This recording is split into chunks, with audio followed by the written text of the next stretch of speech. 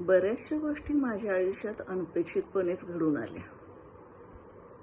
त्यातलीच एक म्हणजे scuba diving.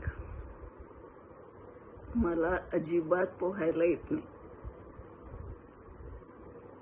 आम्ही गेलो होतो तारकर्ली आणि सिंधुदुर्ग बघण्यासाठी म्हणून.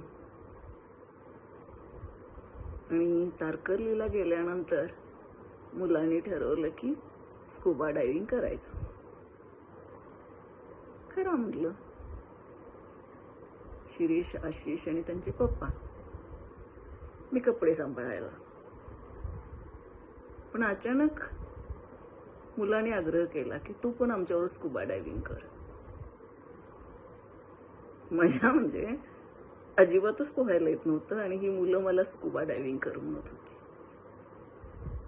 कितीही नाही म्हटलं तरी मुलांनी इन्सिस्ट केलं आणि मी करायचं ठरवलं. तो स्विमिंग कॉस्ट्यूम घातला मी. पायऱ्या उतरून त्या बोटीतनं खाली आले आणि मग त्या ट्रेनरनं काय केलं, एकदम मला पाण्यात खाली बुडवलं चक्क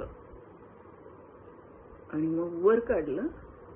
म्हटलं मला नाही करायचं आता स्कुबा डायव्हिंग. तो कुठला ऐकायला. घेऊन गेला पाण्यात खाली